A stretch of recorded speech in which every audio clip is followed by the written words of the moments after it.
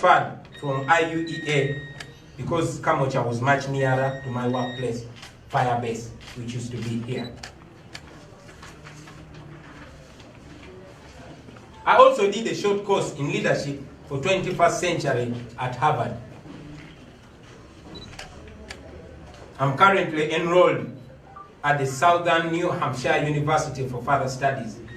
I've had to put both my studies at Cavendish and SNHU on a hold according to, on account of my busy schedule and the ongoing persecution. But God willing and time permitting, I hope to complete those courses at the right time. By this time, I'm sure that the question on everybody's mind is why I was always moving from one school to another. Well, I have told this story many times, but let me repeat it right here. That my life was a hustle. Yes. My life was ghetto life. My life was a struggle. And I'm not ashamed of that.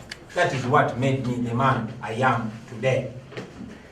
My father had more than 30 biological children and many other dependents.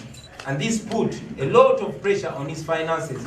Actually, apart from the fact that my father considered me very brilliant, one of the reasons why he was desperate to see me skip classes and finish school was to avoid the cost of school fees. That is why it was good for him financially when I skipped classes. My mother too, in my formative years, was not doing so well, and yet she had 10 biological children and other dependents to look after, all by herself. So I found that I had to move from school to school because of school fees problems. Some well-to-do Ugandans may not understand this, but I'm sure the poor people, the ghetto people understand this kind of life. And I'm a real product of ghetto life. I am proud of this history because my greatest motivation is that. And I want to change the lives of these people because I understand their hustle.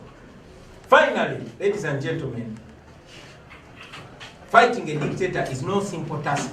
You lose friends, you are stabbed in the back, you are persecuted, you are prosecuted, you are slandered, you are maligned, you are embarrassed, you are threatened, you are attacked from every corner. And yes, by every Tom, Dick, and Harry. While you are fighting for the oppressed, the dictator uses the oppressed people to oppress you. While you are still dealing with one thing, the regime brings another. While you conclude one battle, the regime is already manufacturing 10 more battles for you. And if you're not careful, you can easily faint and give up. But you must persevere, brothers and sisters. You must keep your focus. You must not lose your head. You must be tough. You must be solid. You must be ghetto.